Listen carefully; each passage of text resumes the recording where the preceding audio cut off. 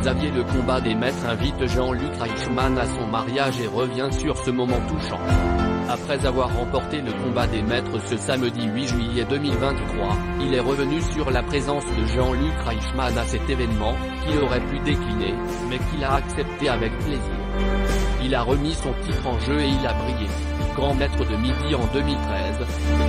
Xavier Mercier est revenu sur le plateau de TF1 pour participer au combat des maîtres, où 32 anciens candidats emblématiques des 12 coups de midi se retrouvent pour briguer le prestigieux titre de maître des maîtres 2023.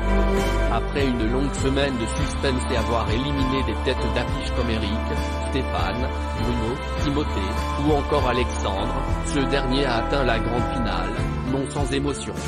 En effet, le super champion, habituellement pudique, n'a pas résisté à verser quelques larmes lorsque Jean-Luc Reichmann a passé une vidéo de son parcours, le vendredi 7 juillet 2023. Et l'animateur phare du programme de rajouter, tout aussi ému que son premier champion, on n'oublie pas Xavier parce que ça fait plus de 10 ans. Depuis Tonton le gazon, depuis Laura, son épouse, n.d.l.r, depuis il y a eu Alma, sa fille, n.d.l.r, on n'oubliera jamais tout ça. Une belle surprise en direct pour les 10 ans de ce candidat aux 76 de participation et 335 856 € amassés. Jean-Luc Reichmann invité au mariage de Xavier, un moment plein d'émotion.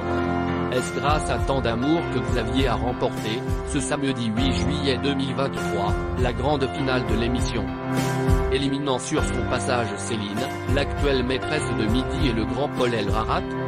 En tout cas, pour la 8e fois, et 6e d'affilée, le papa d'Alma, 16 mois, a, avec une grande fierté, remporté l'édition 2023 du jeu. C'est après cette nouvelle victoire aussi écrasante qu'haletante, qu'il a évoqué ses relations avec Jean-Luc Reichmann, avec qui il est resté très proche et qu'il avait invité à son mariage en 2020. Dans une interview accordée à Télé Loisirs, le jeune homme de 33 ans a confié, il aurait pu décliner, on l'aurait très bien compris pour de multiples raisons, ne serait-ce que la disponibilité, mais il a directement accepté. Il a trouvé tout de suite de la place dans son agenda pour venir à notre mariage qui était assez loin de Paris parce qu'on s'est marié chez nous en Savoie, explique-t-il. Et de préciser, ça nous a touché qu'il prenne du temps pour nous, en dehors des paillettes, de la télé. Il n'y avait pas de caméra, c'était une démarche très personnelle. Et ce n'est pas la seule personne de l'émission quotidienne qui était invitée à ces événements. En plus du Toulousain de 66 ans, un membre de la production qui s'occupe des candidats est devenu l'un de ses meilleurs amis et a même été le témoin de son mariage, révèle également Télé Loisirs. C'est donc une grande famille qui s'est formée sous les caméras de TF1.